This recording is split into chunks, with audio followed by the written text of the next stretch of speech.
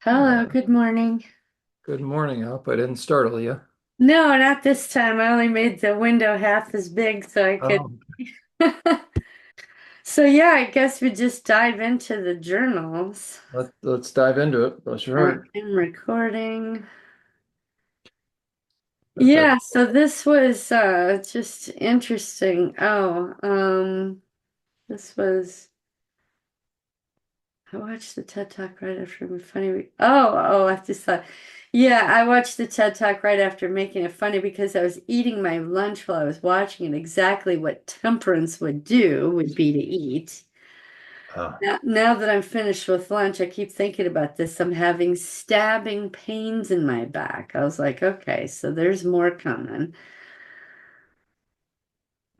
And then the next day was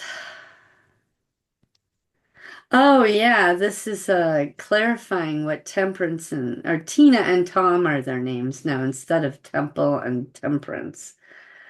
So okay, so what I can gather from the parts is that Janet was on the obstacle course, and this is funny because this came to me during the day, not as I was drifting off. As I just kept thinking about it, and I think in the morning they were telling me she happened to let slip the phrase Mr. Mary John.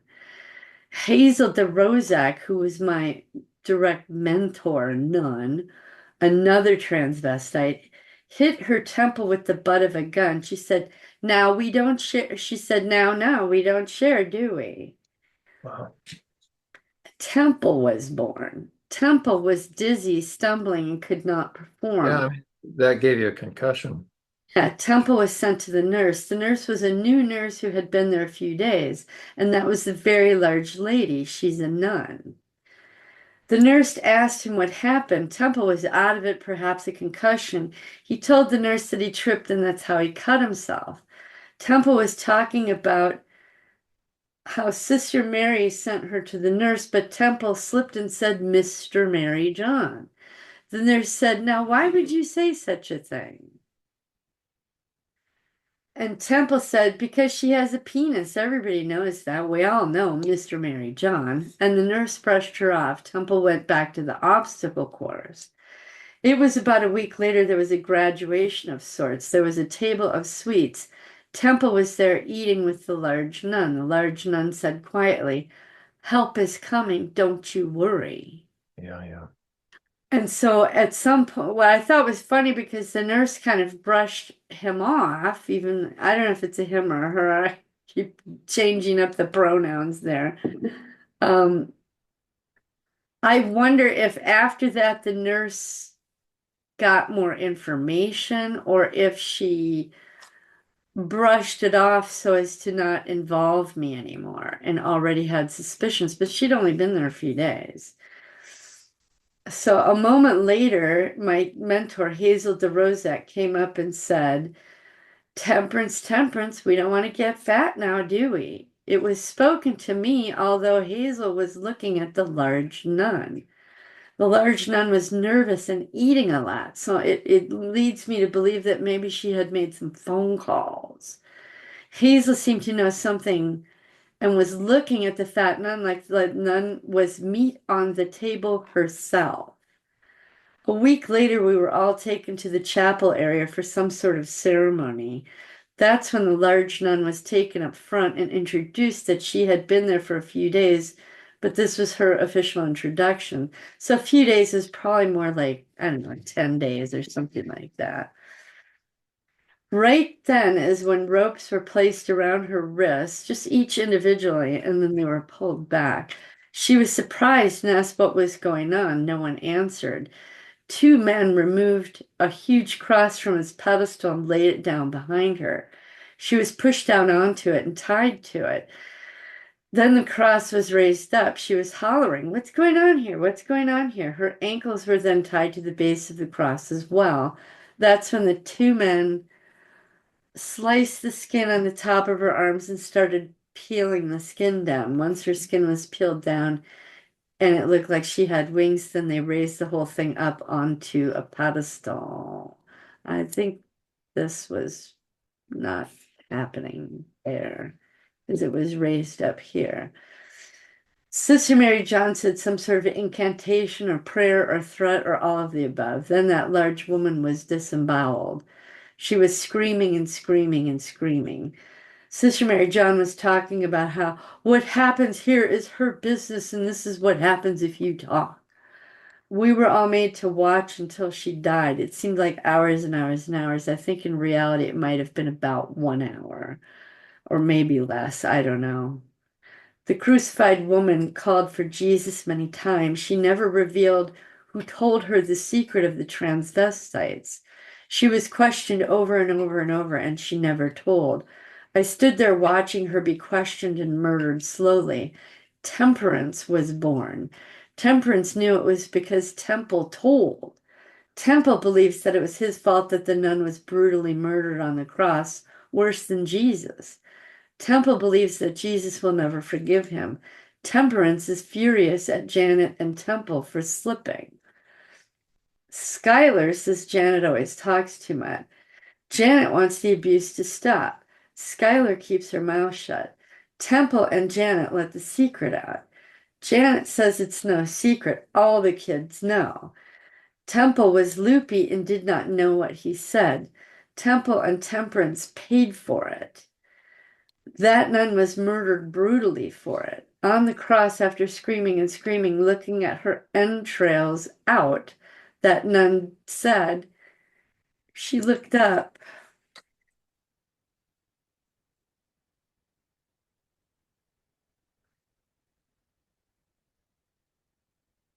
I shall die as you did, Father. Then she was gone. Yeah, Mr. Mary John, I'm glad we're reviewing this because this one is so, it's it just they're all heinous. all of them, It right? is.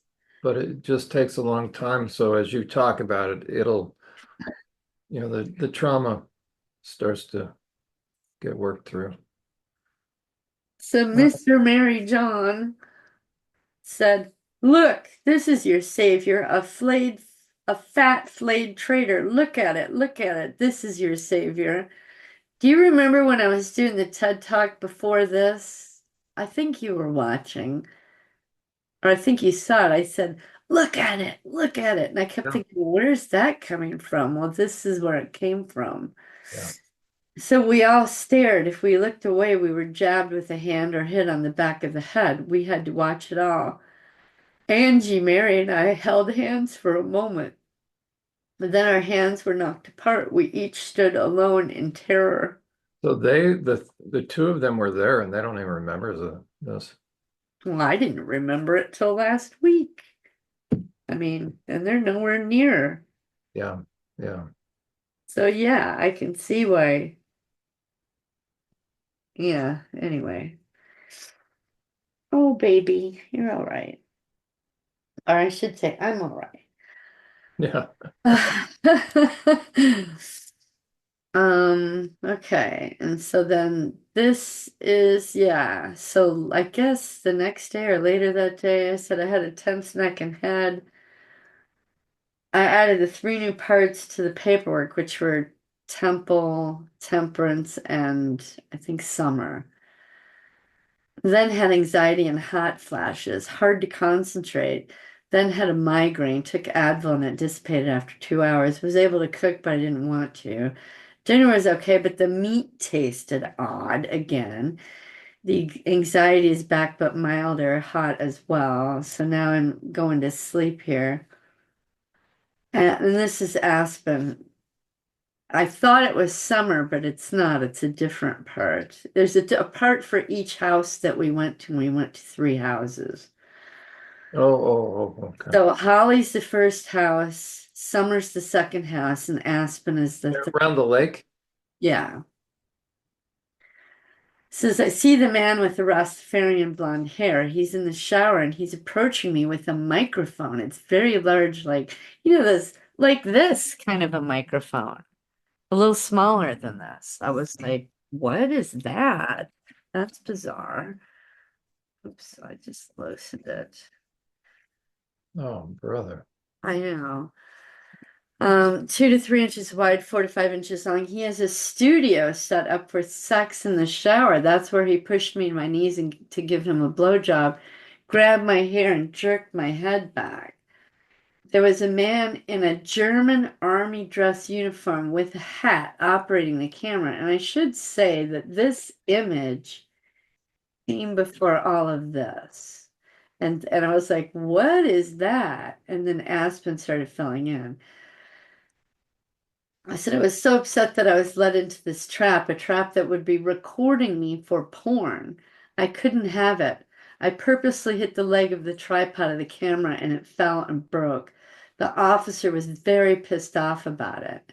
I should say, hollering in German.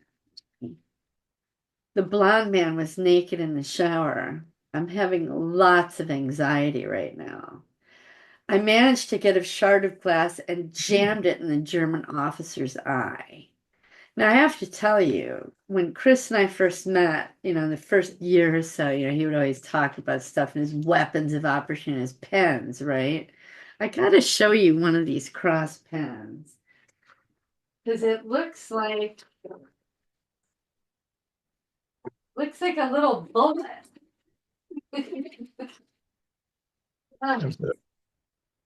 Looks like what? Well, it's just like a long, perfect silver cylinder, like a bullet stretched out. Oh, yeah, yeah. You know? And Chris used to say, I just want to stab people in the eyes with it. And when he first said that years ago, it really freaked me out. And I thought it was the most gory, disgusting thing I'd ever heard. Well, now I understand why, because I did the same thing. Not with a pen, but with a shard of glass. Or, yeah. He fell to the ground screaming. He bled out. The German, because it wasn't just the eyeball. I mean, I cut his eye socket. He bled out. The German man in the shower came after me and threw me against the wall, breaking the mirror. He threw me around into the other room against the wall. That's where I smashed my lip on the picture frame. He threw me onto the bed. He said he would get his money's worth one way or another. I said, fine. I played along. After a while, he allowed me to get on top. I had seen remember I kept saying, where was the knife? Where was Yeah. my weapon? Well, I had seen a shard of mirror fly towards the bed earlier. It was by like the leg of the bed. He was enraged, so he didn't notice it, but I did. And I thought, well, it's like you see in the movies, these spies that are so adept, they notice that shit.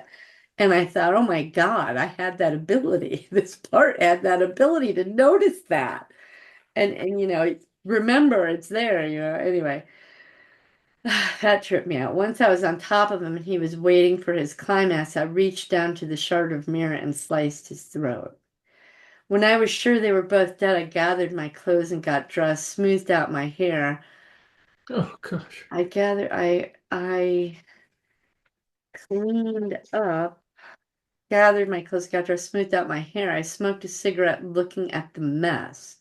I wasn't sure what to do except wait. After enough time had passed for a porno movie to be created, because I think that's what they were doing, I left and walked back to the house to the bedroom and lay down next to Dave. He asked me how did it go. I told him everything went fine.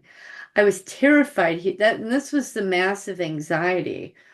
It wasn't so much about killing. I mean, yeah, there was the anxiety with all that fighting and that, but it was about being discovered. I was terrified he was going to discover that I killed those two men. We went to sleep. I woke up with amnesia. In the morning, I asked where the German man was. Dave said, not to worry about it. Let's just get breakfast somewhere else because this was in a separate shack. It wasn't the same house. It was a little shack, which I discovered later. I don't think that he knew. He tucked his envelope of money into his jacket pocket. I certainly did not remember any of it. I was full of adrenaline but could not figure out why. I was very sore and tired in the car. I believe I napped a bit. My part was freaked out that I would be discovered, but we never were. We, meaning me and all my, my parts. there were aspen trees that I walked past between the Love Shack, which is what that man called it, and the main house. I remember Dave pointed them out to me and told me they were aspen, just like in Colorado where he wasn't from. So now Holly pipes in. This is the part from the first house. The killing was the third house. Now we're going to the first house, which are different days. I should say the first night, third night, whatever. Dave sat and drank with the couple of the first house. He watched them treat me literally like a dog. They drank and played cards while I was naked and freezing on that floor furthest from the fire. They would come and poke me with a stick from time to time. That explains the pains in my back I had the other day. I had to get up and perform tricks for them. They handed Dave an envelope full of money. I also was made to sleep in their cold basement all night until dawn, and then I was led to the bedroom to lay down for a moment, and then Dave woke me up. I was amnesiac. And then I started to remember the different names of the people in that trash can club. I should Oh, the ones who were couriers. So I think Dave might have been being a courier while I was doing all this other shit, but I'm not sure. But yeah, I remember Karen's last name. Actually, I don't know if he was a boyfriend also. Terry Geller was a girl I worked with in the mess hall. And John, that guy sat on his lap. I could not remember his last name, but I just wanted to record that somewhere. And so this is the night after that, in the evening time. I was re-watching couple of sessions. I made some notes. Is there a split off of Auri? Because I think I might have mentioned that.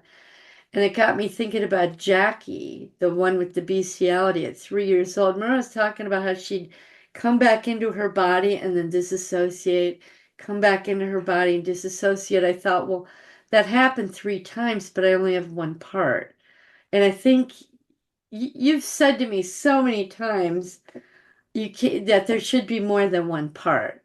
That yeah. that you didn't say it that way, but every time you've said that, I'm like, I've always been in kind of like a state of overwhelmed with just keeping track of what I Yeah, already that's have. right. That's That right. I just kind of was like, nah, one part handled it. So now I'm realizing, okay, there are more parts. So I think there's 2 splits off of Jackie, but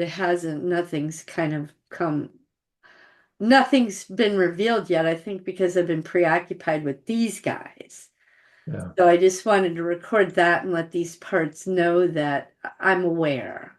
And when when there's a free moment, you can Oh, pipe up, So now I'm laying down to go to sleep. And again, just this image of like this rectangular light, really bright off in the distance. I'm like, what is that? Where am I?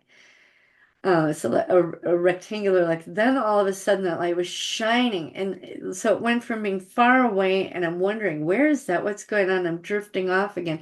Now all of a sudden it's right in my face. And I woke up full of adrenaline. I was like, holy crap, okay. Put a shot of adrenaline through me just now. Now, these names, I went back and read the letter. Well, the back of the envelope of that letter that I mailed to my mom. yeah. And it said, or oh, the back of the actual last page, I wrote it sideways. It says, you know what he calls me? Diana, cutie, but it's spelled Cuty, not Cutie. So when I look at it, it's like Cuddy with only one T. And sweetheart, beautiful and even shithead. And I put down there, can you imagine? And it suddenly dawned on me, those are my parts names. Cuddy, beautiful, and sweetheart. but they all stem from a shithead program. So it's beautiful shithead, cutie shithead, and sweetie shithead. So they have like two names. So I don't know if shithead's another part that's separate or if it was just two names to a part or whatever. But it's on all my paperwork I record as beautiful shithead, cutty shithead, and sweetie shithead. I think shithead just I think shithead was his way of alerting the parts to go into to wake up. And then he would address the individual one, cutie, sweetie, or beautiful. And you'll see they have very distinct different roles. So Dave sent me out of the room to go be with the owner of that house. He walked me along the path to his love shack, meaning Dave, the man was ahead of us, carrying the light. And it couldn't have been electric because there was no cord, but it was incredibly bright. So it had some sort of huge battery. It was a little shack cottage down a path through the forest. It was creepy. It was in that place that he beat me up, threw me around, and raped me. When I resisted is when he hollered at me, "Oh no, this is Aspen." Oh, well, let's see. Oh no, this is beautiful. Okay, this is the second house, the second night. When I resisted is when he hollered that he had paid $1,000 for me so he could do whatever he wanted to. The light was the light on the shack from a distance. It was when we got to the house that it became very bright and was blinding almost. Is this Aspen? Anyway, it's very dark and dingy in there. Once he put a light on, oh yeah, this is beautiful. I saw how twisted it was. He had satanic pictures on the wall and an altar to Satan, candles and incense, a pentagram in a circle Um, on the wall upside down. This is where this man practiced Satanism. It's very cold in this place. He has human skulls and animal skulls scattered all over the place. There's also things with humans' skin. yeah. He had a whip. He put on a leather mask like you would see in a horror movie. It wasn't like the beak mask or, like a masquerade mask. It was like a Hannibal Lecter Well, he was going to do a snuff film. something. I don't know. Said his hair was sticking out. Well, no, this is a different part now. Night one was where I had to be a dog. Night two, beautiful right here, was where I had to be a witch, a Satanist. I had to practice Satanism with them, and you'll hear. So right now my feet are physically cold as I lay here and I have adrenaline moving through me. I had to get up and get another blanket, John. The air conditioner's on. I had to get a blanket. Usually I'm hot and I'm throwing them off. Says I'm just thinking this might be at one of the other houses that we stayed at. And they're, oh my goodness, I just saw Dave in this little shack with his black robe and mask as well. The two of them together abused me sexually and they were sexual with each other. So it was like an orgy thing. The man cut open a baby that was lying on his kitchen table. I thought it was dead, but now I know it was live. Just saw his arms and legs move. He had fruits and flowers all around it, but it was filthy and dirty. They cut it open and shared the adrenal gland, drank the blood. I had to join them. They smeared the baby's blood all over me and then raped me. That was house number 2. Cutie. Oh, Cuddy was born, and I was at house number 3. So that's house 2. This is house 3. It was a man who was walking ahead of us. I was Oh, these are getting mixed up. I was walking with Dave along the path. It was once we approached the house, the man shined the light in my face deliberately, very large and blindingly bright. I believe this is where they disassociated me. I entered the house and another part took over. Oh, right. This was just a note so that I could I start to differentiate the houses. So he did that on purpose. I Yeah. don't know that I've ever had that done. This house was to see if I would be a sexual cult member and orgy with them, to eat human flesh and drink human blood. The other house was to see if I would kill for them, which I'm now understanding it was not for that. The porn film was to blackmail me with regarding Himmler's castle. They wanted to have that on file so I wouldn't talk or they would release this porn video, but I wound up killing them. At both places, Dave was paid the $1,000 cash. Now, sweetheart, Let me just ask, this is the first house. Diana, that term sweetheart, did he ever say this is a sweetheart deal? I Not don't that he, think so. but in the interesting, you got the, okay. Sorry, I just, he's Yeah, making, no. So here's the lineup. I figured it out after the fact. They were prepping me for Himmler's castle. So first they wanted me to get triggered into a part that would be treated like an animal because an animal would have sex with another animal, and that's what my sex slave did. The second house was to reinstigate or see how I would be being a Satanist myself and performing a ritual and having orgy and all that. So first it was the bestiality, then not that I was raped on the first house, but it was that's what they were anticipating. The next one was just the sex slave, triggering it and accessing it. And the third one was to be a killer. But because that was the third thing I did at that castle, but they weren't going to have me kill in this third house. They wanted to make a porn movie to blackmail me into silence about Himmler's castle. It took days for that to settle into place. Okay, so all three of these houses were preparation for Himmler's castle. Number one, to be in a collar and an animal.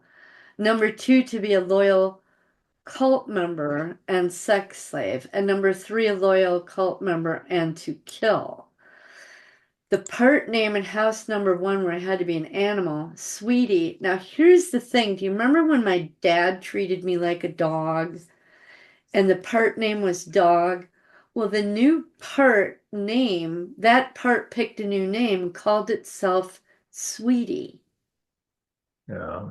And this part's name that was treated like a dog. So I think my first part from what, 6 years old or something, was trying to tell me there's another part called Sweetie that went through the same thing. So I had to change the old, the young Sweetie name to something new. I forget what it is because he was just telling me, look, there's another part called Sweetie. Mm-hmm. So Mm-hmm. changing a part's name, when they choose a new name, and I won't say this for all of them, obviously, but for this one in particular, he was telling me that there's a part named Sweetie that went through what I did. Yep. I said the part that I have that is called Sweetie used to be called Dog. Dog was trying to tell me there were other parts and that its name was Sweetie. So Dog/Sweetie needs a new name. And the real part that is called Sweetie needs a new name as well. Yeah. I was made to crawl around on all fours naked and behave like a dog, the exact thing I used to have to do for my dad. This is the programming for the bestiality. Because if I believe that I am a dog, or rather an animal, then of course that animal would have sex with another animal. That is part of its purpose. Yeah. I was made to sleep on the floor just like a dog. I curled up in a ball just like a dog because it was so cold in there. They did have a fireplace going, but I was not allowed near it. I had to sleep in the corner furthest away from the fire. In the morning, Dave woke me up and took me to the bedroom, laid me down. No, okay. After a few minutes, he called my name and I woke up amnesiac. And the part that woke up, that part is Gemma, the sexually promiscuous party girl who was Dave's girlfriend. So Dave was already interacting with a part and creating and programming other parts. So do you know if he called that part out? No, Gemma was always there with him. Gemma was Dave's girlfriend. But what he did was by calling me sweetie, beautiful, cutie, but spelled it cutty, Yeah. and shithead, was creating new parts. Now, I don't remember our time in my room very much, so that will probably reveal itself when he was creating the parts, or maybe he just accessed the MK Ultra programming, accessed Connor, and Connor let him create new parts, which I think is probably most likely because that's what Star did, what, 5 years later, 7 years later, whatever it was. So he knew what he was doing. But after you, so that's why he, where do you go, Brussels? No, where We did were he? in Germany, Austria, and Switzerland, drove around the lake. But But he said he needed to go to which country or where? oh, Belgium for the Belgium for soccer the soccer tournament. Yeah, okay. soccer game. See Yeah. that? No, he was full on a part of this. But so you lay down for just a few minutes and Or any maybe a half, 15, 30 minutes, just enough still time. that's just enough to disorient somebody. Yeah. So And you're you half asleep anyway. yeah. So do you remember if he used a term of endearment for Gemma? Well, those were what I thought were the terms of endearment. Sweetie, he probably, when I was in the dog house, being the dog, called me sweetie. When I was in the house with the sex slave stuff, called me beautiful. And then in the third house where I was, killed those two people for the porn film, called me cutie or cutty. Probably cutie, but I remember it was spelled Cuty. So when he called your name for in this last one, do you remember what name he would use? For this, probably sweetie, yeah. He called my name. Or would he use a different name? Or maybe shithead because it would wake any one of the three of them up.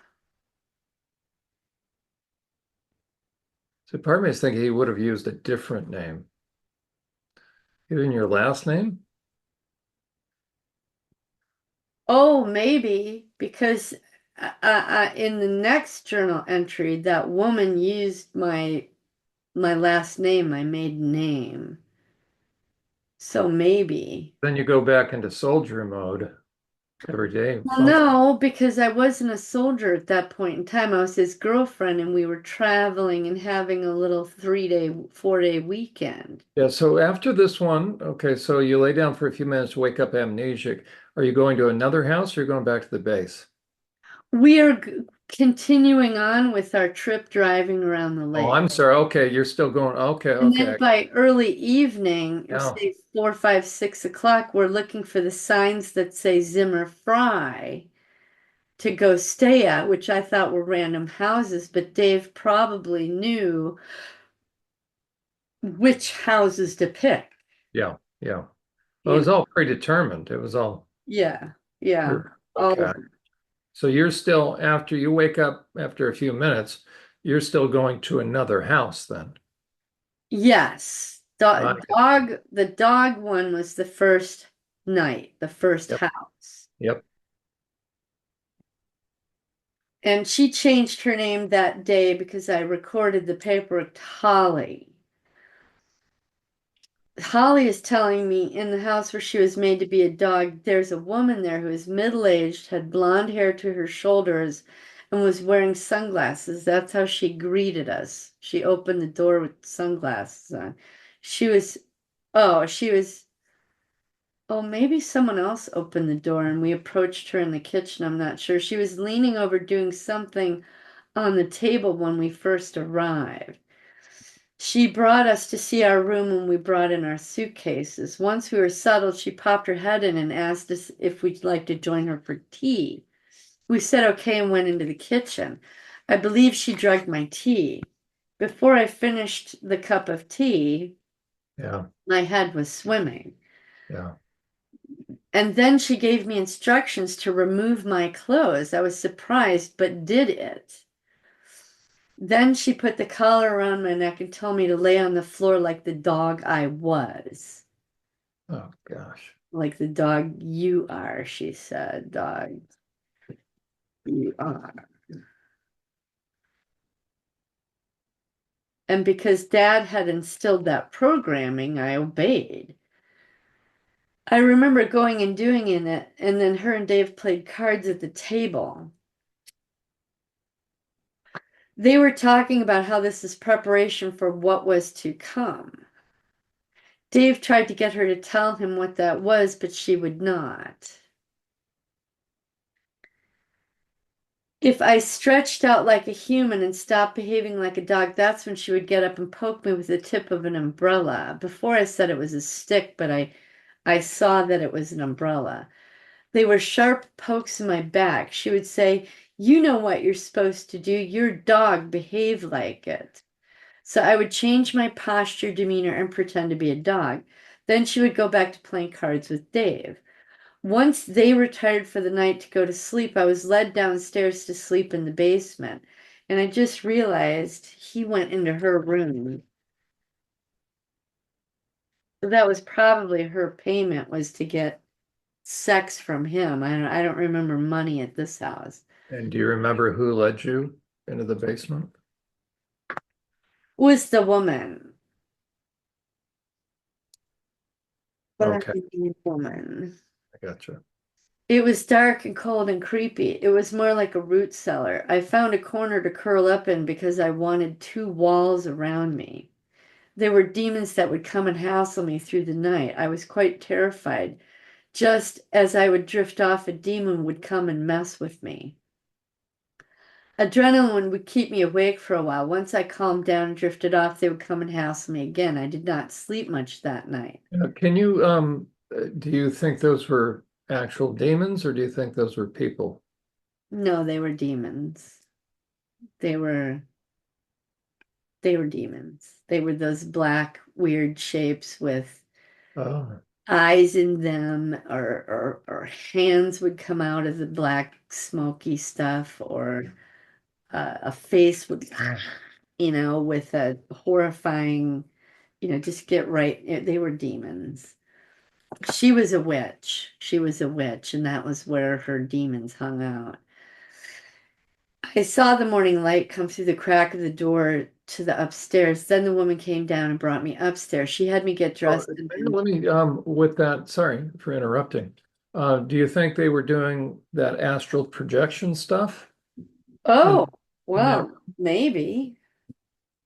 Well, I don't know I don't remember when I astral projected, I was not a black goo. The astral projection comes from a human being. Oh yeah, I yeah, don't yeah. think they have that same energetic stamp, so to speak, of that black smoky, like what Susan saw, just this black whatever. Yeah. Um, she had me get dressed, take the collar off, and sent me to my room to lay down. Once I laid down, Dave woke up. A short while later, I got up with him. I was amnesiac. I was Gemma again, Dave's girlfriend. We packed up our things, we went out and had a light breakfast with the woman, then we left. Oh yeah, when the demons were harassing me, I remember I broke down crying. I asked God, not Jesus, the part said very specifically, to help me, but it continued all night long. I felt like God abandoned me. I also felt like I was going insane. Now, I believe that I was also still under the influence of the drug. I had cleared out a corner of that root cellar to curl up, and I put baskets and bags of potatoes and carrots and onions around me to create walls. There were also rats down there and spiders, but the demons always found a way to touch me, just enough to surge my adrenaline, just enough to torment me through the night. I keep thinking that this was preparation for Himmler's castle. She said to me with her heavy German, oh, this is now, we're back before I'm in the, going back in time, as we sat down to have the tea. So I'll put, as we sat down to have the tea, she said to me with her heavy German accent, you're an Avers, yes? Oh, how do you do that? Jordan, or I can't even do my German accent anymore. I said, yes. That's when she gave me the command to remove my clothes, and she put the dog collar on me. She said, then we need to get you ready. So there's something about my heritage. I was disoriented from the drug, and the room was moving in a distorted manner. I obeyed.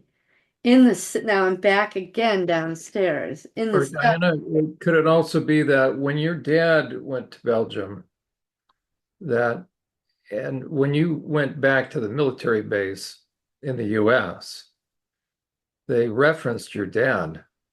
Yeah, they did.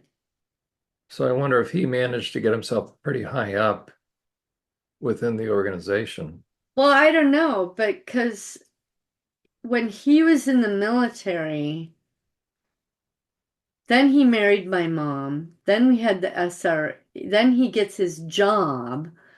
While the first 4 years of my babyhood, he's going to Belgium and coming back, going to Belgium and coming back. So I So, think he was getting specialized training. and he may have been in Belgium in the military as well, and Angie just doesn't know. But Angie is certain. Well, she's certain about so many things that he went there for his job. Always thought it was he went there for the military. Well, So he could have been a CIA contractor. maybe so. Yeah, I don't know. Now I'm back in the cellar. In the cellar, the demons would come up to my face and scream at me, or if I drifted off, then they would come and crouch on me or stand on me like they themselves were an animal on my body, like with hooves. Animal with hooves. Oops. They would kick me and scream in my face. Even though I felt like God abandoned me, I knew those demons could not enter me. I knew I just had to make it through the night. I was so relieved to see the dawn of the morning through the crack of that door. So I think at this point, the drug is wearing off.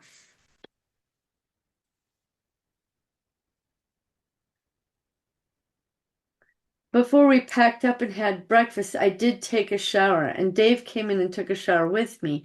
He thought it was great fun to be naughty in someone else's house. I wasn't in the mood for sex.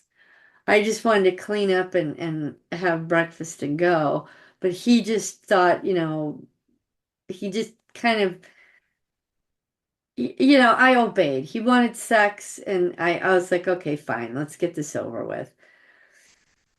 And it wasn't anything awful or horrible. I think it was just a little bit of love bombing. Maybe he noticed I was on edge or something. Because that was the first night. And then again, back in time, while I was in that cellar, I remember I almost urinated once when I was confronted with a demon. A little bit of pee came out. And I thought there's no way I should pee there and then sleep in it. When there was a break, I pushed the bags of food out of the way, went to the other side of the room and peed on the floor. It was a dirt floor. Then I ran back to my corner and built the walls up. The drug wore off halfway through the night. It was when I was on the drug that I thought I was going insane. After the drug wore off, I could think more clearly. I believe spirit was there, protecting me and watching over me. That either the spirit of God or my spirit, who is the spirit of God. Anyway, she did not allow the demons to enter me. She is the one that made me get up to go pee on the other side of the room. And I kept thinking, well, why was that such a big deal? And then the part saying that woman was a witch and she had blonde hair and blue eyes, the German Ubermensch. I don't think oh, there it is. A Nazi. Aspen is telling me that the man that she killed also had blonde hair and blue eyes, another Nazi. Plus the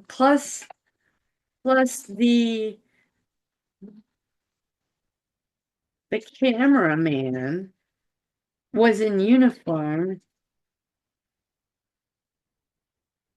because I didn't recognize the uniform, but I believe it's a Nazi uniform. Do you mind if I look real quick? No, I think Because I yeah. remember the hat. But this was 1985. It was like let me do images. It was like a cylindrical,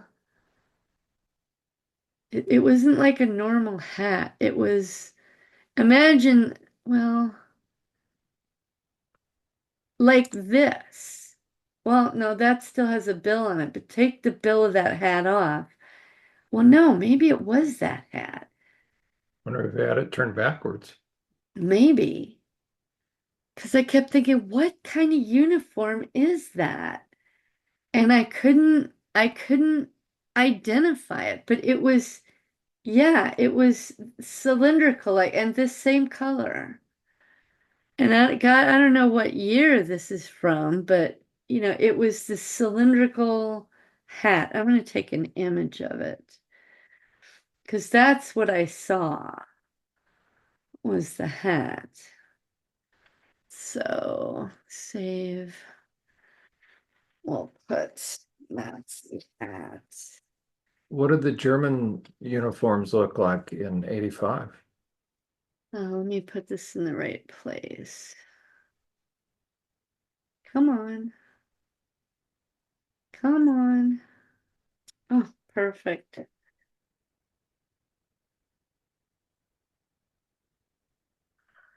Okay, I don't want that. I want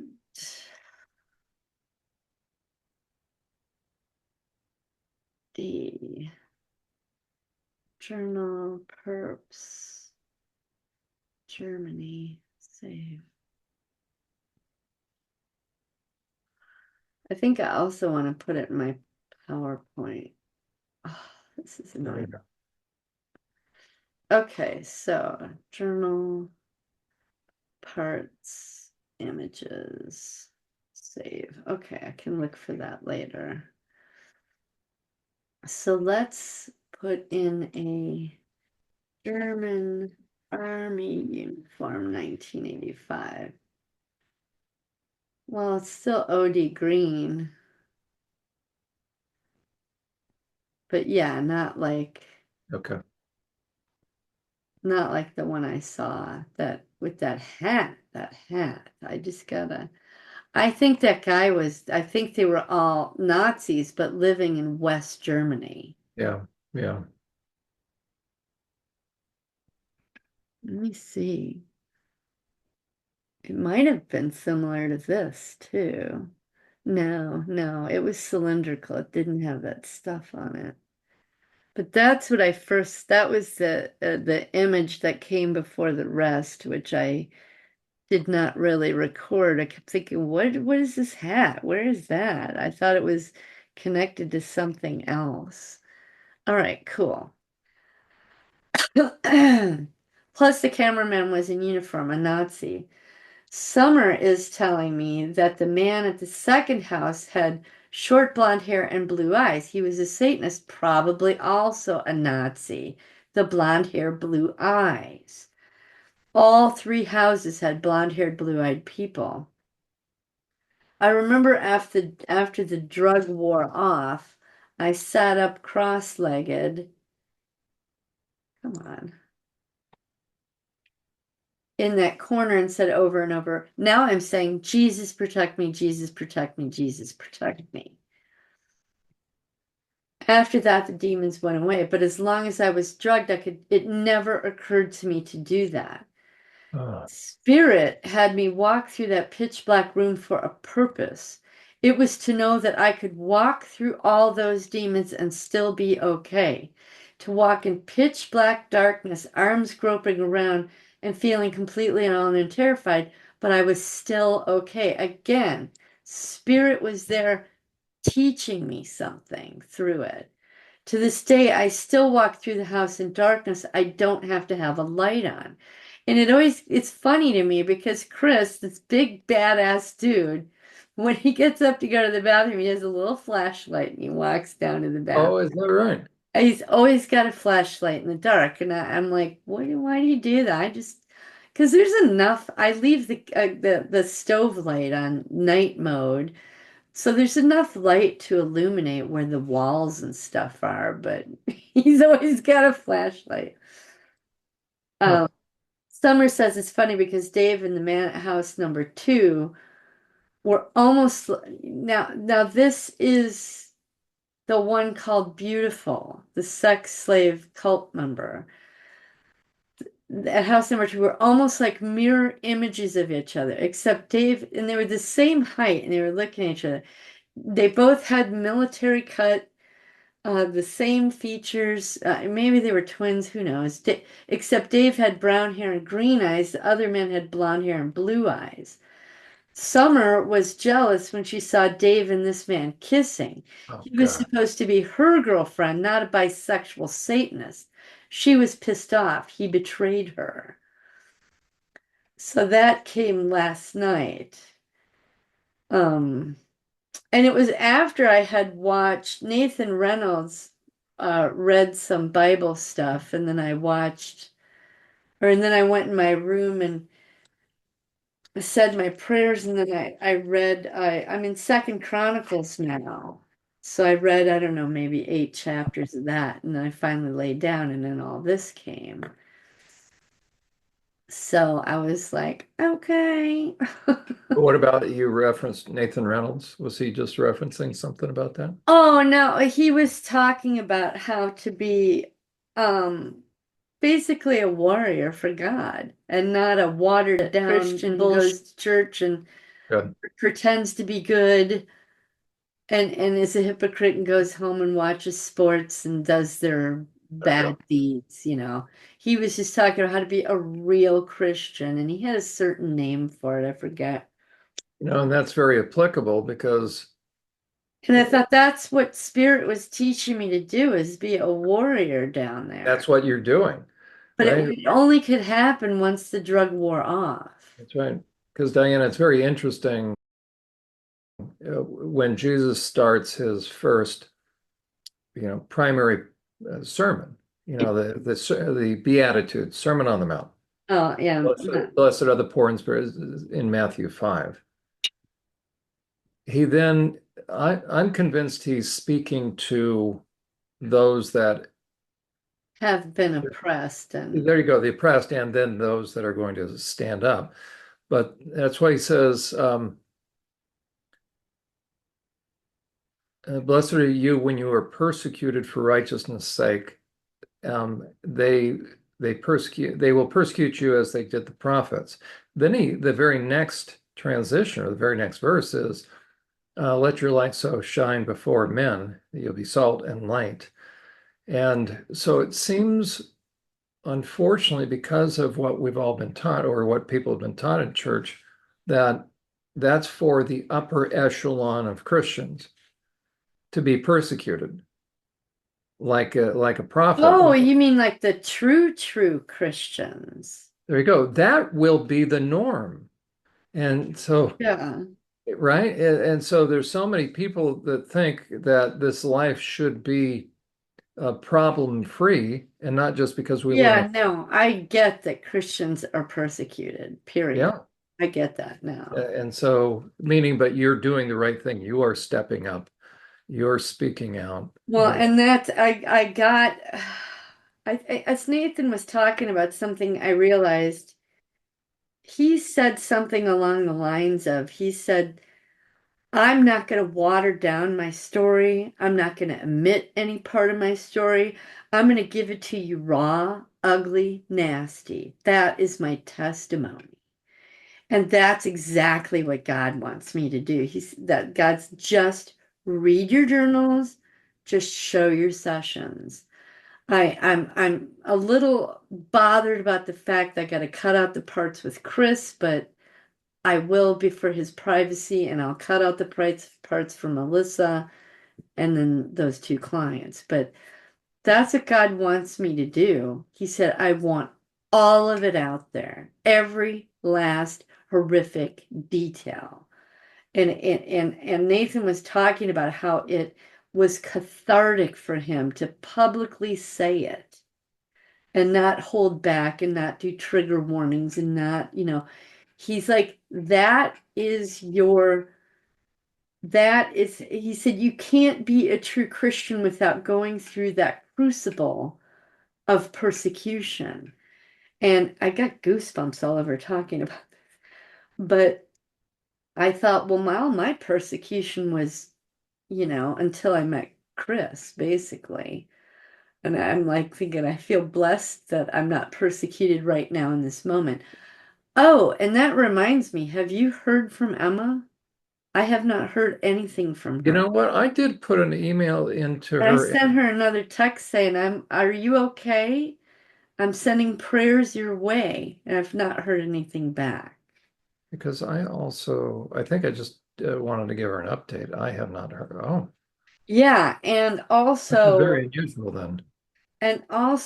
she's had a couple of videos go up, but they were set as premieres.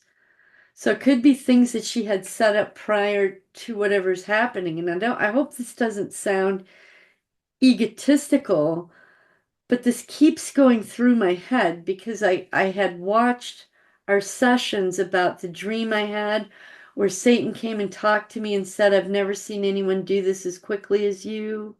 And he was tempting me, and then that. And you were saying you're right over the target, and once you get out there and you're public, you're going to draw a lot of people to you. And I thought, I wonder if they're not going through something because of the timing of my video, that they don't want my video out there with her on her channel. And I'm feeling bad, like I don't want to be the cause of their persecution, but I thought it's not me doing it, it's Okay. God or Satan or whatever. And I I mean, I'm not saying that I'm that important, but what I'm doing Very important. could be that important enough to keep me off the air. And so thought about that like 3, 4 days ago after I watched our session about those dreams. And I thought, and I keep checking her channel. And I'm like, okay, it's another premiere coming, another premiere. She could have had that all programmed a week or two ahead of time. And so it's just, but I'm worried about them. I'm worried. And Gray is street smart enough, he could sniff something out and took him to a safe house or something. But or they left their cell phones and took off because they don't want to be tracked. So I thought you could include her in your prayers, but I'm worried and I got goosebumps all over as I'm talking about this. But I don't think Satan wants me to air on her show. They're okay with me affecting 20 people on Rumble, but no one's emailing me, no one's the people that are watching are not So hopefully by the time our sessions come up, but it crossed my mind. And I thought, well, okay, are you getting a big ego? What's going on here? And I'm like, no, it's the timing of it is just really weird. And the last time I got a contact from her was the 25th. So that's almost 2 solid weeks. And I know that she would respond to me because up until that point, we were back and forth with little thises and that's. So I didn't know if you knew anybody that knows Emma or Gray, if they could, if they live near her or could contact her or find out if she's okay, or if they just went radio silent in a safe house somewhere. You But know, I'll email her. I just texted her, but I'm gonna email her as well. And because I thought I don't know her well enough. She knows all these other people and they're in constant contact, and maybe Carrie Alahe would know or whatever. And you don't have to tell me anything, but I just wanted you to be aware something's going on. uh, So, well, I will also reach out to her and find out if everything's okay. yeah. So like I said, it's like there's a part of me that is like, you're not that important. You're not that big of a deal. Yeah, but I'm like, the timing of it, it was just like, it's like God whispered in my ear and said, they don't want you on Emma's show. Because I'm going to talk about this hypnosis is bullshit. I'm not going to Zeta Reticuli walking past the healing stone.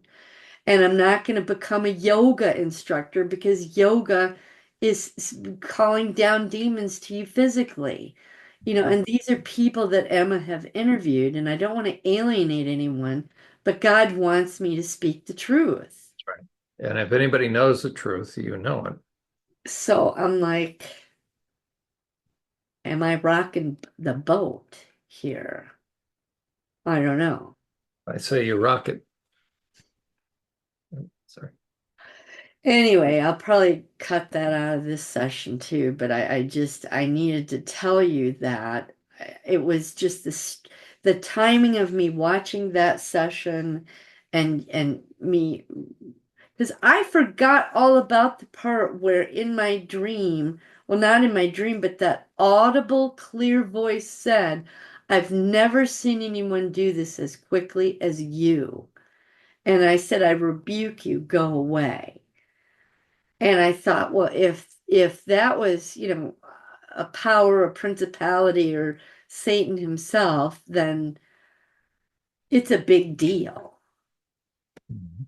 So, because you got this whole, you know, uh, what's his name, Puff Daddy thing being exposed in Hollywood right now. You've got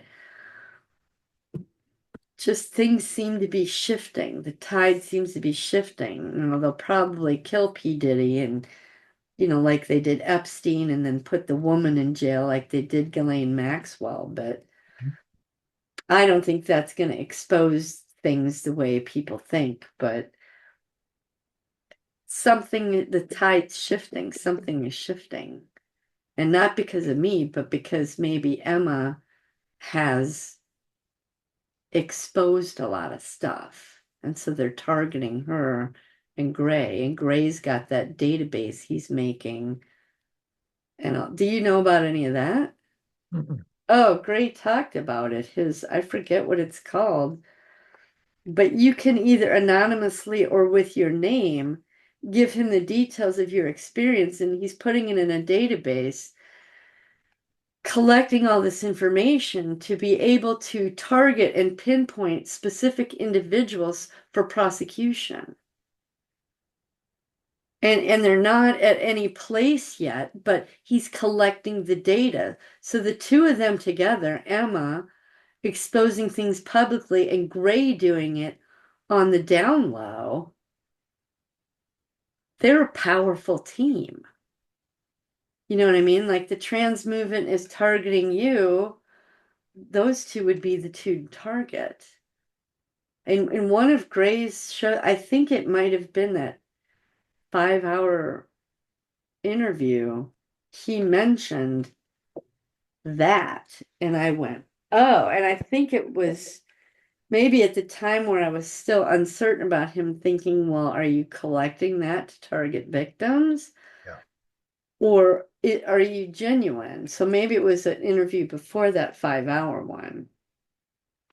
But he's got stuff moving. And when he does his broadcasts, he does it through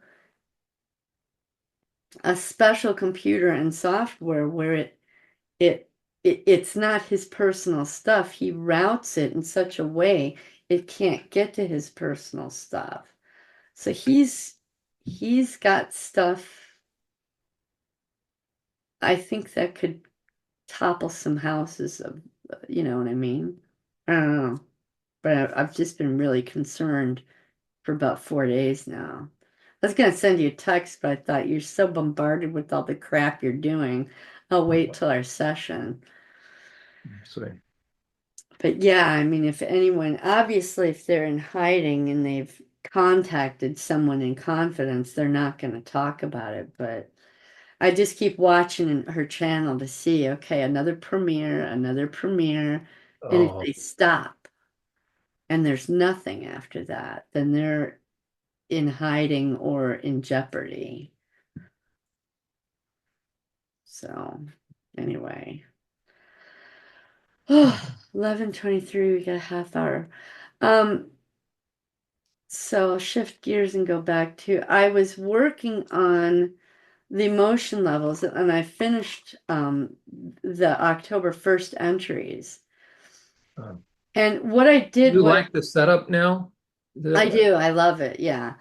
I instead of having a separate thing with all the graph and all that again, what I did was I just took the parts, I put an anger, terror tab, and a sad despair. And all the parts that were at anger at 5 or above wound up on this list. And then I broke it out into the different things this morning. And I thought, okay, well, let me do the sad despair. Guess what, John? I have no part that's in sadness or despair at a 5 or above. And almost all of them are non-existent. And if you look here for a dark blue line, look at it. There's none. Oh, wait. This one has a little bit. This one has a little bit. But their fear and despair have gone down and their anger has risen. I guess I now, should. what date is that one? Oh, that's the most recent. This is June, August, October. Okay, So if you look in this column, you'll see no dark blue. that's phenomenal, Diane. None. There's just those few parts that have a little bit left. I think Tula, she was the one that had the satanic marriage. Right. And I haven't really done any TED Talks with her because I've always got another part. But look Wow, at that. And I wasn't even conscious of it till this morning when I thought, that's okay, beautiful. let me find the people in despair. No one so far is above a level 1. That's beautiful. No one. You know, it's interesting the idea that even the And the possibility, fear well, levels are down. okay, who would have ever thought? Because it I doesn't mean, exist out there. look A, at that. It's just mind blowing. It's like I'm checking it again. yeah, No oh, wait, one. But the okay, anger's sure there. there we go. Okay, you're quantifying the unquantifiable. So you're right. You're quantifying I'm just measurable gobsmacked. objective change. It's beautiful, Dana. This is worth gold right here. I know, and then all these parts after I met Chris are in peace and happiness. Oh yeah. Jasmine, I forgot what she's fearful about. Wow. So over the span of what? How long? 6 months. That's phenomenal. I know. So you'll be able So to the get people home. despair is almost completely gone in all Yeah. the parts. Now, obviously, if I have new parts emerge, they'll probably have some of that there, but even these last, what, 6 or 8 parts in the past couple weeks don't even have this. They're already in their anger. I mean, because I thought, okay, well, let me do this. There's nobody at a 5 or above. And I thought, well, that's easy enough to work out. It's all in anger now. Look at all these parts. And most of them, it's righteous indignation There we go. There we go. and oppression. There we go. Several of these are, oh, well, relationship with a family member or a boyfriend or And whatever. and the little phrase, the flip side of hurt is anger. So oppression is hurt. So there will be as much hurt as there is, or there'll be Mhm. as much righteous indignation as there is And hurt. yeah, it's mostly oppression, injustice, There we go. It's all righteous. knapsacks. Oppression is the knapsacks right there. Yeah, yeah. And I was like, wow, are you kidding me? I did really had no idea that that was going to happen. Because if you look at it, this isn't even when I first started. This was a month, like maybe 6, 8 weeks after I got Ted. All that fear and despair. There you go. Isn't it interesting? And the empty ones were parts that I had not discovered That's right. yet. That's right. So you But can look at both these columns and go, oh, look at all that fear and despair, fear and despair. And now as you look over here, it's more reds. there you go. They're just pissed off because they There you know go. the truth now. And I was like, holy cow. And I just had to share that with you because that was a part of this session that we went through that I watched, I think last night or the night before, was you and I talking about the creation of this and how it would change and shift over time. And well, here we are. It's 6 months after the fact. I'm like, unbelievable. Look at this part is completely peaceful and happy. So is this one, you know. And Wow. most of the ones after I was married are peaceful and happy. So I'm like, 100 and I don't know how many parts do I have now. I don't even know. There's so You many. got a small town going on. And I had to create yet another addition to my check sheet so I wouldn't have so much scribble. So I have a cover sheet for the checklist. Okay. There's what? 189. When I first contacted Emma, it was 181. So in the 2 weeks, I've had 8 new parts. Wow. I'm like, holy cow. But yeah, so I thought that was mind blowing. It's still mind blowing to me. Yeah. And the new parts that have revealed, let me see if I can find the numb people. They're dark gray. Not a whole lot of numb anymore, Wizzy. But now she went from anger and now she's less angry. Yeah. Where's the The gray? most severe combination, Puzzle, smarty pants. just subjectively, the most severe combination is the depression and anxiety. So whenever you see those bars being really high, Mm-hmm. and seeing the positive change, those are the most significant ones because And look at file clerk. She was completely numb. She stored all the information and then she was like, okay, half numb. She started living in Lake City yeah, when we were destroying prisons. And now she's like, I'm pissed off. there we go. There we I'm go. a So little nervous, but I'm happy to be here with a new purpose and peaceful. Let's work on Ted. You know, that's her attitude. Siggy was numb, numb. Now she's not numb at all. She's just annoyed about the whole cigarette business still. Trish, numb. But once we removed all the walls and she didn't have to be a prison guard anymore, she's like, oh, okay, I'm good. Again, the numb went to incredible anger and fear. Numb, fear, he stopped being fearful, came a little, but still had numbness, which I don't quite understand, unless I didn't hear him clearly when I was doing this. But now the numb is gone. Because when I do this, I don't look at the previous thing. Good. I just want to, where are you right now? That's the best way to do it. That's right. I don't want to know where you were, where are you right now? Tell me. And they'll go here, here, here, here. And I just highlight it. There you go. Because if I sat here and did it, like, oh, but you were numb, you should probably have all sorts of, how can, if you try and think about it logically, Yeah. it doesn't work. But yeah, all this numbness. Dana, let's go back to you. Just actually look at the ones right there. The worst case scenario subjectively, as far as experientially, that somebody can experience is the double whammy of depression and anxiety. So Mhm. those are the ones to really also take note of. So let's say those are Oh, that's the most yeah, dramatic right one right here. there. That's Yeah. that's the killer combination that will put somebody in bed or will check them into a psych hospital. Yeah, and she moved into total anger There we go. And at so the look at then, injustice and the lies and my own father betraying me. And no, I'm not afraid anymore. I have a safe place to live.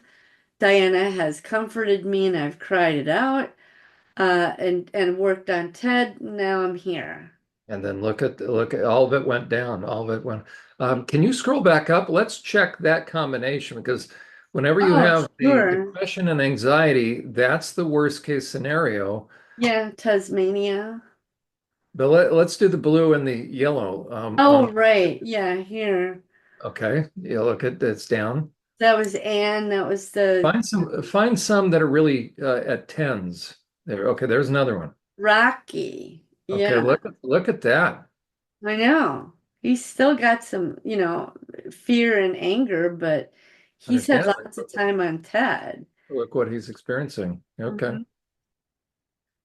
Let me see. Actually, let me pull out a bit, and that way we can see it better. So at orange and blue. Here, a rebel. Yeah, that was the little girl laying in bed wanting to wake up mom and get help and was fearful and depressed and finally overcame it and woke her up for her to not wake up. So I stayed fearful and depressed. And you know what? Even as we're talking, Diana, let's look for ones with just solid blue, just a solid depression, because that would be the suicidal state potentially. Oh yeah. Right, Oh, because just solid blue. I don't know if I have any of those. because they're so wow, okay, which is Well, let interesting. me pull out so I can. Okay, so Yeah, are we there at was one over that? in the far left, Oh, fairly high. oh shoot. That's pretty good though. Okay. Okay, there. Who was that? Where? I'm sorry, there was one Oh, person was. orange and blue. Let's see. Go back up. I'm sorry, there was somebody with solid blue right Oh, there. here, that was sick. Yeah, The baby that was always feeling like crap and sick or injured or bruised or whatever. just pure depression. Hmm. It was so shut down. And now look at her. That's beautiful. She's thrilled because she knows anytime we've got a body memory or Yep. gastrointestinal issues or my knee hurts, go whack the mother. Right, there you go. So she's a little fearful still because of the new parts that might arise. Yeah, but look at the depression. Zero depression. Yeah, she's not upset. She doesn't want to lay around feeling sorry for herself. Yeah. Or feeling hopeless. Hopeless, yeah. So that let's look for, I guess, more solid blues. So Oh, the order of events, the kind of the way it'll happen, somebody will feel the anxiety first and then depression. So when you have somebody that's just pure depression, they've so shut down that in order to bring them back, they have to start feeling anxious again. oh, here's one. Sadie. The one Oh, who is always sad and depressed there we go. because Tattletale told and got tortured, and now she has no hope anymore, Okay, there we go. There we go. And now right? look, look, Yeah. look Uh, at where she's at. she's more angry. She's not afraid of telling anymore. There we She go. knows that we are allowed to tell. Tattletale still has a little bit of fear that if we tell, Yeah. we might get arrested. Yep. But she's more angry. She's very happy that she can talk all day long about anything she wants. There we They're go. giving her full permission, except for Chris. Now, listen, I can tell you, you're never going to be arrested because the reality is you were forced to do this by other people. But that's her fear. Yeah, She's happy to do it. She knows that Spirit's got her back. She's even if she winds up in jail, that's part of the package, or whatever. So yeah, I agree with you. I don't think it's ever going to happen. It never happened to Nathan Reynolds, that's right. and he's got a whole lot more conscious awareness of his perpetrators. So, this is Leech, Larry, my dad took us to the Three Lakes and that Yeah. albino guy, Yeah. Now look at, now he's yeah, more enraged. there we go. There we go. He found peace and happiness where he's at, new Which is purpose, interesting etc. because look, as the anxiety went down, meaning as he got in touch with his anger, the anxiety went down. So that's, he can finally channel off that adrenaline. Yeah, and I was, looking at this going, wow, this is remarkable. And now imagine once all these reds go down and the yellows and blues come up. That's right. And that's why that modern day teaching, that Oh, fraudulent here. false teaching of cheap forgiveness keeps everybody stuck, keeps all survivors stuck. And that's why Yeah, the because purpose. I'm with you. I love the imprecatory prayers. I'm There you like, go. There you God, go. if they have repented and changed and are good now, great, fabulous. They're your person. But the guy I'm talking to is a reprobate. There you go.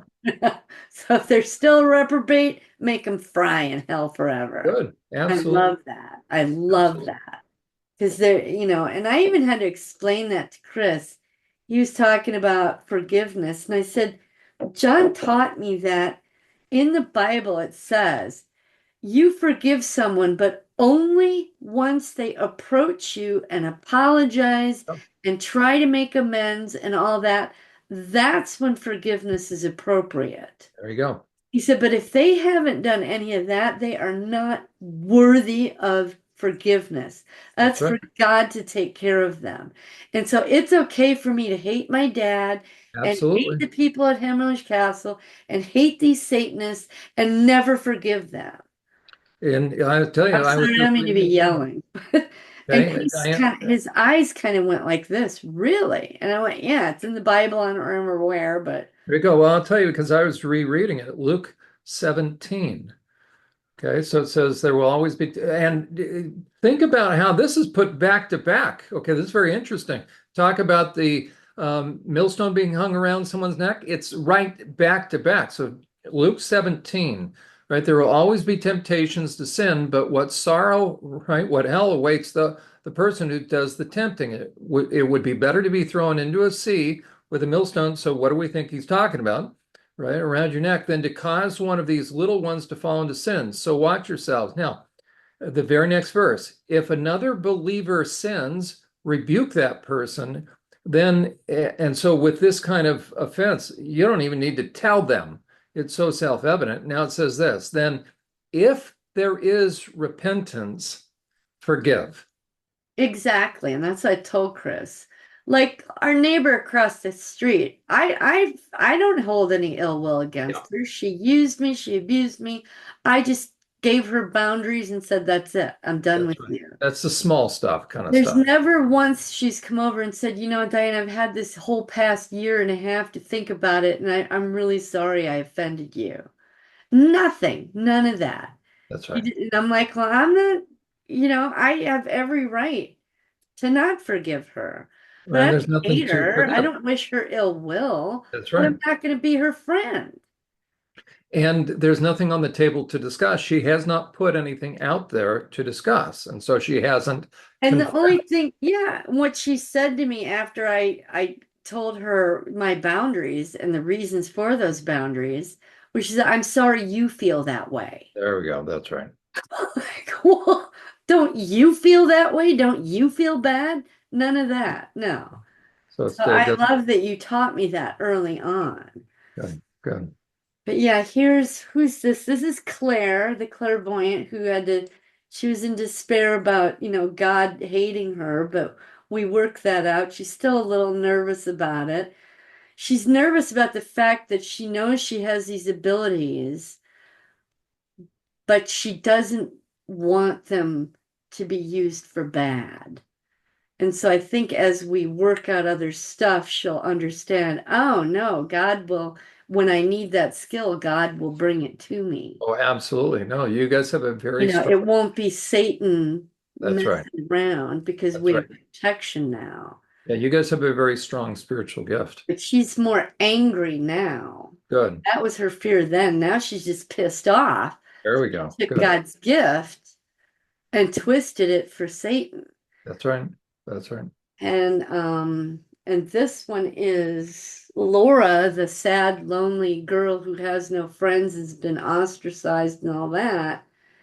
She's still sad she doesn't have friends yet, but the friends she wants, she has Melissa and you and Chris, but I'm eager to meet SRA people and have some really deep Yeah. friendships. I believe that will happen in time. I do too. Yeah, it's just, yeah. Because I don't know that bleep that name out is in a place where she and I could have that deep, deep relationship because she's not even at part number one. I'm Correct. like, anyway, but maybe, who knows? So those are those two. So dark blue, who is this? This is Judy. Yeah, the girl that got raped on the boat and would stare into the water, Oh gosh. feeling hopeless. Yeah. Yep. Now she's more pissed off that There we she was go. even put in that spot. Still a There. little fearful. And we were thinking, well, maybe as and I get to know each other and I go out there and I go on the boat, Oh. that I'll work out those things naturally. Yep. There's not going to be a whatever. And Chris and I have had a boat, but I wasn't conscious of this stuff. So the boat stuff just kind of got shoved down. And where's another dark blue? There's one. Oh. This part wasn't known then. So this is Naomi, the soldier that got raped by Top in the field in his tent. Yeah. She was numb and Yeah. in despair. I don't even know if that's possible to have those, but that's what she said. Sure. Sure. And I guess she was numb to her anger. She's just There you go. furious that these officers, that she trusted the military to be the good guys, That's right. So now she's just pissed about that. And Chris is starting to get here about the military too. Oh, really? You can see him more and more. The government, the government. I said, well, the military is part of the government. Yeah, I know.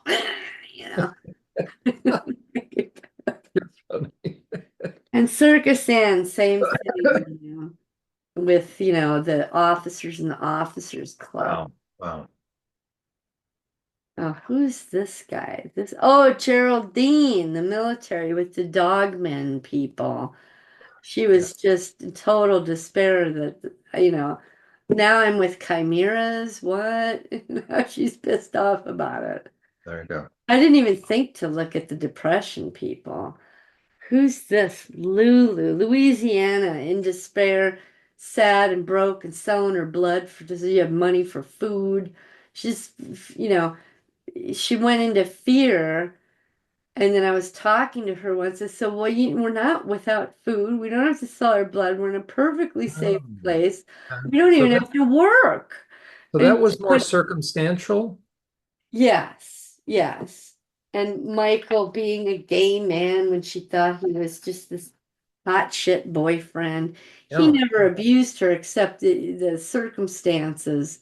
It was her escape from the mobsters in Milwaukee, and she thought it would be a better place, and it wound up being a dump and whatever. And she still got fearful about retirement and things like that. And I was talking to her, I said, even if we're poor, God will provide for us. So she had realization. Oh, she's totally happy now.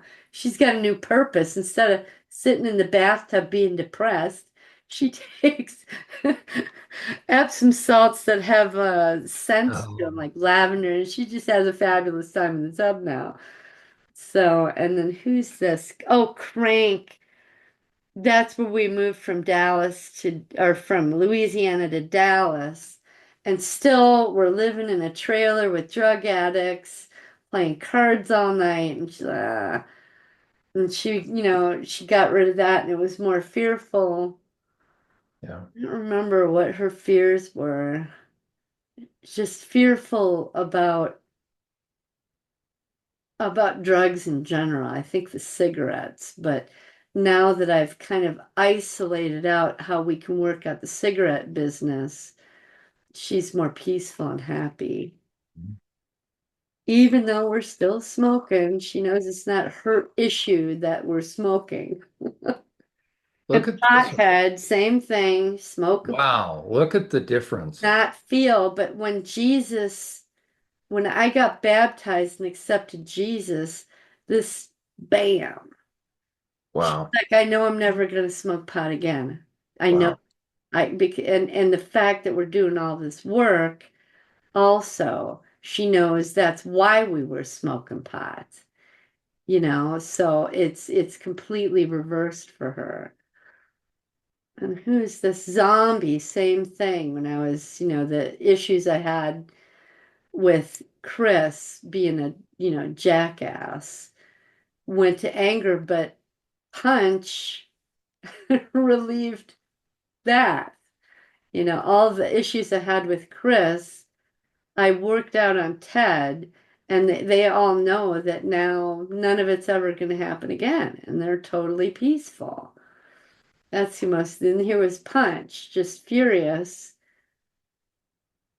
And that time I went out and whacked the head out of Ted because I was mad at Chris, There you go.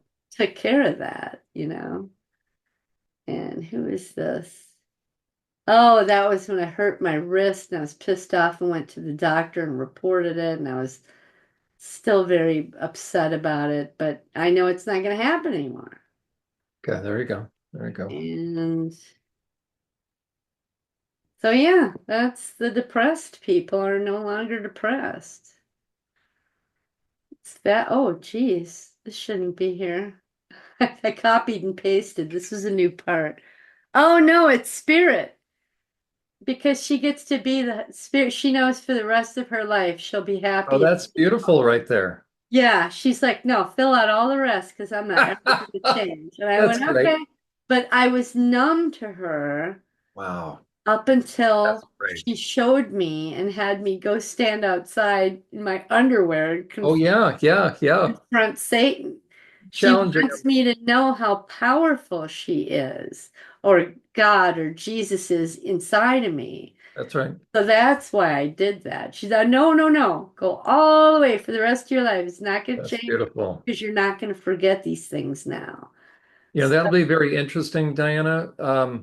My hunch is this: when this healing retreat or whatever, and I'm firmly convinced it is going to happen. Um, Spirit will have a very important role in I helping. have a feeling I'm going to baptize people there. Well, I'm telling you, well, I wouldn't do. surprise I don't know me. why. I'm not. I always thought that was Chris's Okay, job. ready? I just purchased. Well, maybe I told you Yeah, that. you said hot tubs and cold Oh, tubs, but it's saunas. it's top of the line like you would see in a sauna or That's in a fabulous. spa. So that would be perfect size to do, and you can make it the right temperature. Oh, of course. Yeah. So yeah, that was really enlightening when and that was this morning. I went, well, who's in here? And there's nobody. I was like, hallelujah, that's awesome. You know, it would be interesting, Diana, this just toying with this idea because it's interesting how Chris and her good friend, who's married to that. I know, but Chris doesn't want to go there. He Well, no, doesn't. what I'm thinking is, maybe it's not full-time used for Survivor. It's, 1 month on, 1 month off, but on the off, then it's actually done for The veterans. Yeah. veterans. And I mean, think about all the things she's putting in there. We've got archery, I know, the more manly type things. yeah. And then, so who knows, right? Who knows what'll come? I know. And here was the thing was I was getting a little hopeful. I thought, well, if they force Chris out, which I didn't, but I was talking to God about it. I said, if they force Chris out, we could just move to Texas because that's where, and I mentioned that to him. And I said, that'd be a quick jaunt over to Tennessee for me. And Chris could, and Yeah. Chris could find a new purpose. Well, So I'm right telling you, now, he's just convinced that it's what he's doing. And I think it is too, because but to he, be able to run a healing retreat for vets, for combat vets. I know. And I keep wondering what these technologies are that these different places you go under some sort of MRI machine or whatever it is, and they come out all fixed. Yeah, I Um, don't know about is fixed, but that like, again, Kate went through one and it did fast track up a lot of memories. oh, well, yeah, and then you've got to deal with that. So maybe it's just taking down firewalls. Okay. But I So that, think if you don't have the understanding to cope with those memories, you're yeah, going to be in trouble. I don't I agree. I agree. because will that trigger major depression and you kill yourself? Or Oh, that's right. if I had had all these memories of all these murders and, all at once without you helping me, where would I'd be a basket case? I mean, I wouldn't know about imprecatory prayers. I wouldn't know about TED. I wouldn't know about, how you taught me to work with the cult members and handle them like a CEO would with pros and cons. There we go. So I'd have these cult members fighting with I don't know. So, I mean, it sounds like a great quick fix, but what do you do with that flood of memories? That's, I agree, Dana. I do not believe you can It's just, got to come naturally yep, you can't do a poof experience. So in the order that God wants it to come out. there we But go. I don't know. But anyway, I guess my big conundrum right now that I've discovered these last few parts is I keep thinking about Jackie must have two other parts she was vaginally raped, then anally raped, then orally raped. I'm thinking there's a part for each one. Okay. And um and plus in our session it came up we were talking about how I was in the crib and Dad would digitally mess with me. And then he would blow smoke in my face, so I'd be coughing instead of screaming. Is there another part that goes with that? Very well could be. I mean, how, Because you've got the digital manipulation, rape, let's just say it, digital rape of not an infant, but a 1 and 2 and 3-year old. And now you're going to add smoke on top of that, so I'm now it can't, coughing. now the child can't Can't express rape. comprehend that. Yeah. Yeah. So Because I was screaming and then all of a sudden I'm coughing like crazy. And that's where sick was actually born there. Because I thought sick was born after Caroline and the Jackie, the bestiality rape. Caroline's her new name. So I wonder if Sick wasn't born earlier. Well, no, I wasn't sick. I was just coughing. So maybe I'll call it Cough. She'll reveal her name later. I'll write that down. I kept thinking, what's your Great. name? And then Cough. And then another session I was listening to was about Sarah and Catherine, who Sarah was the one that had to uh, disembowel the baby hanging upside down. And then Sarah was the one that went and did rituals where Jesus embodied her. But they also had to, Catherine also had to kill, no, Sarah, yeah, see what I mean? I think there's another part in here. I just think about the intensity, the horror. I would think that would take two or three or Because I was four. in the basement, and that's one Uh, part, and then I'd go upstairs, yeah. No, and that's I'm another thinking part, and then I'm it in a wouldn't, basement killing cats. That's got to be a third part. it wouldn't surprise me if there's not four or five parts. Because, So, yeah. yeah, the best way to view it, Diana, is, in my estimation, you just measure the degree of intensity, just the horror, and what would it take to get through that? And it's got to take minimum of three parts, meaning the primary person at the time, the little child, and then two backups. There has to be a third, 3 to 5. I could easily see 3 to 5. Which is just mind-blowing when you think about it. I mean, they're doing tag team. That's really what it is. It's tag team to help the other person, help the other part get through it. So, Yeah, and here's what I kept thinking about with Jackie, with the bestiality thing. His grandma said, well, we'll call her Jackie for the jackass that broke her in. And that's where the part name Jackie came from. But then I got the vibe. I've had this confusion with my part called Jack because he was my handler. And I thought that I had embodied his personality and his, like I embodied and embraced my mom and my grandma and my grandpa. And I thought, well, Jack, he's got a new name named Jasper. And the entries are about the handler Jack, not so much about the part Jack.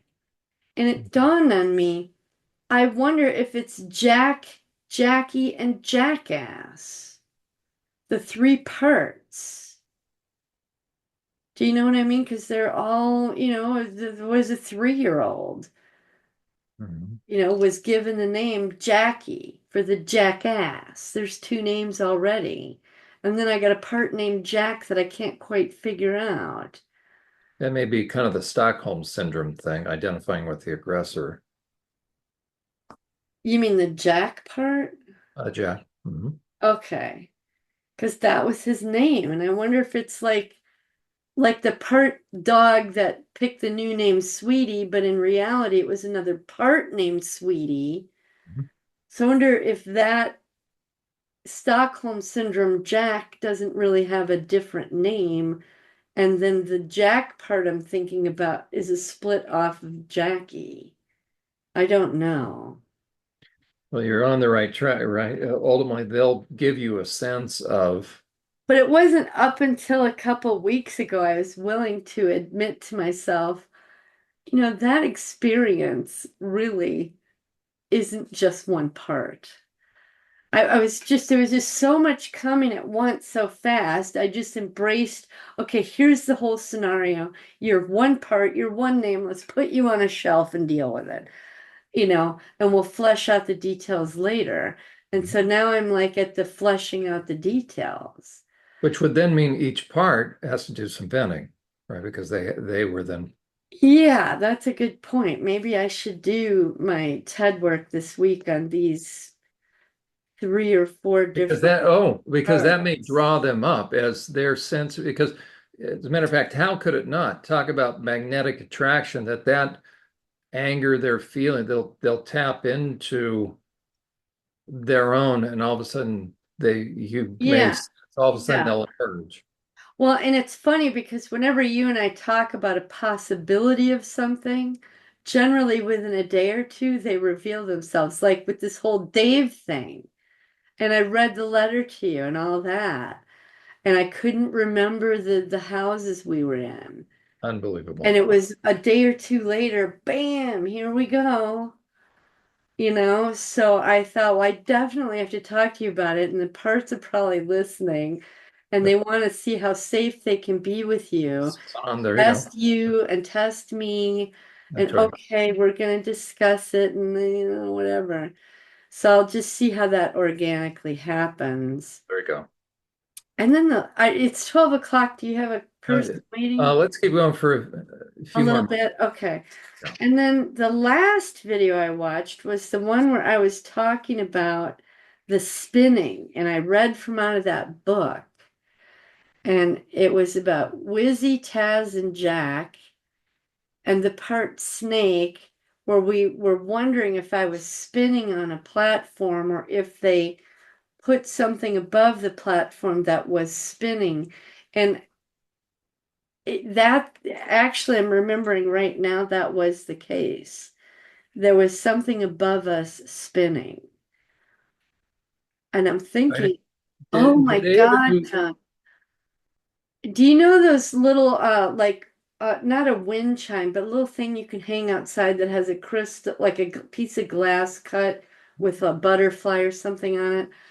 I've got like 8 of those outside. And it's got a hummingbird, a butterfly, and a dragonfly. And it just dawned on me, I think that's what my grandma had above us was a cut piece of glass that was spinning in the sunlight. And it couldn't have been any more than, the size of maybe a tennis ball. And Sally, Chris's mom, had one in her kitchen as well, and I would look up at it a lot. Oh, Here's another thing I'm thinking, and the idea of you make something a pitch black room, you've got a pinwheel kind of that effect and a strobe light. yeah, because it was lit up. And I think it was constant, because mine don't spin. I mean, the wind might move them a little bit, but they don't spin. You can shine the black light, and the thing about the strobe light is, talk about effectively freaking a kid out because a kid then can't Visual make out the overload. shapes. So you could be smacking a kid on the face. They can't see it coming, but all they see is the pinwheel.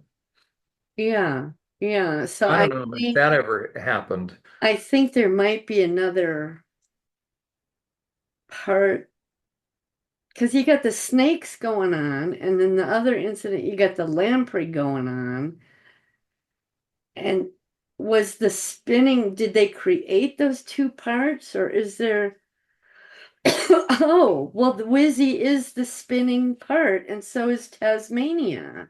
It would take probably two So to, that's when they were there created. you go. Because think of the And then the power. MK Ultra went in and accessed them There you to go. keep the spinning program going. Okay, I just cleared that up. Yeah, because anytime there's a really impactful thing, it's going to take an additional part to get through it, a backup part. Yeah. If at the very least one additional, let alone two or three, And do right? you know what else? One of I all my holiday decorations are in the dump now for like a week. Last week was the last pickup. And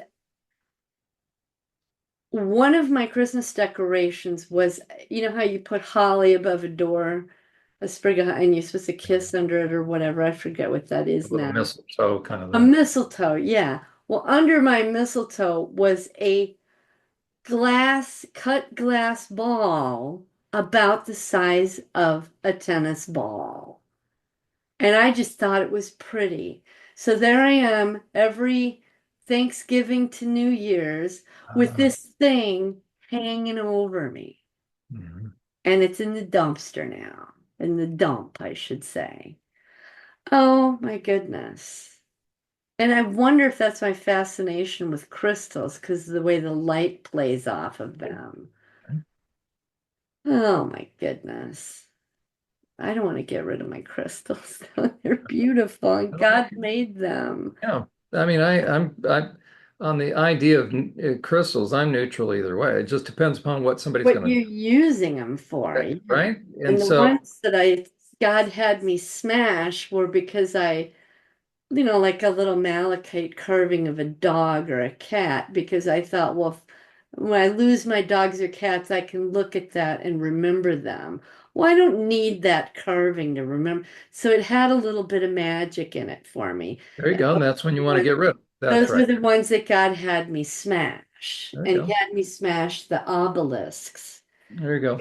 you know. I think it fits into the category, the Corinthians had a dilemma. They were all coming out of paganism, right? Yeah. The idea of eating meat, so they went to the temple butcher shop is going to have the best cuts of meat. So that became a natural question. If you go to somebody's house that you're potentially trying to witness to, and you've got a They new want to believer feed with you you, their food. Yeah. right? And so it's interesting. The focus is actually the older believer to the younger. It's not even on the people you're trying to win. So it's kind of interesting. And so the dilemma is, what do you do about the young believer if somebody you could tell they're suddenly making a big deal of where they got it. So they're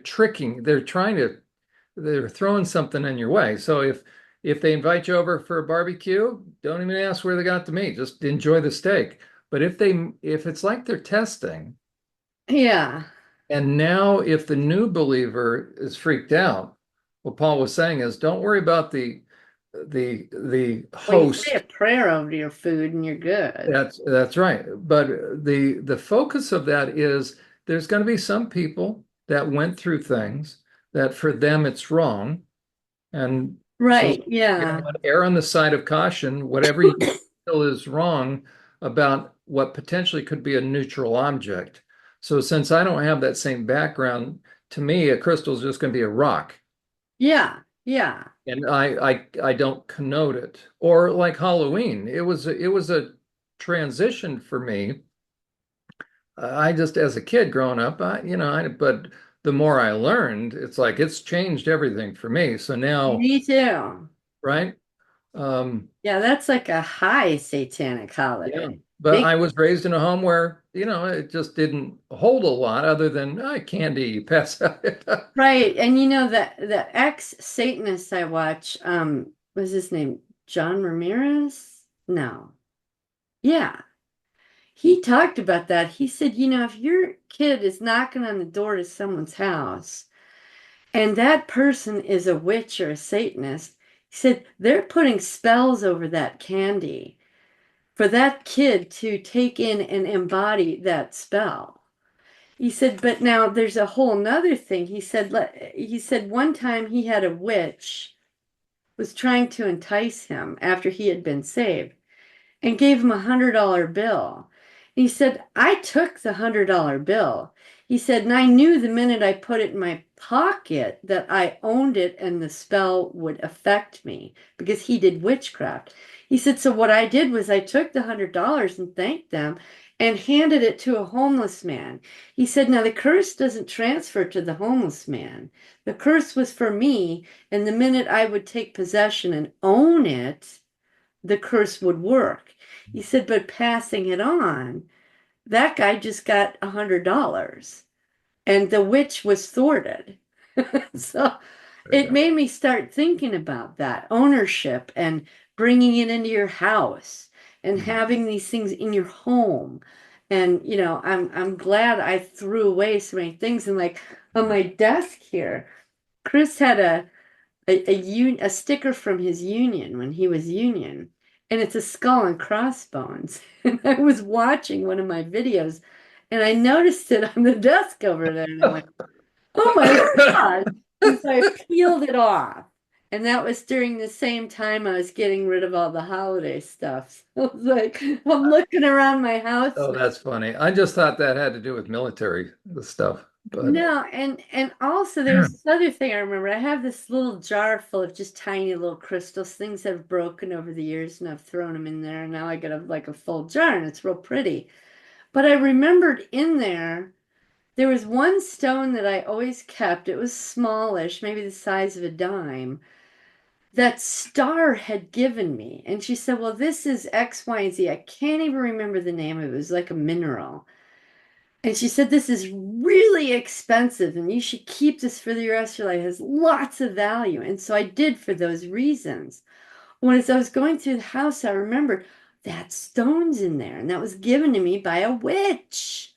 And so I'm dumping the container out, finding it, and threw it in with the Christmas stuff. So that's in the dump now. And I also find it fascinating that it was, what, about a month ago that I threw away the ring that Dave gave me. Remember? And I put I asked God to say, if anybody finds this ring, because it's got three little diamonds in it, that it would be someone that's saved by you and needs it, and they can sell it, or but bless this ring that it will only go for good purposes or something like that. And so it's in the dump. And 2 weeks after I throw away that ring, which was given to me by a witch, Dave, he practiced Satanism. Now all of a sudden I'm remembering the parts.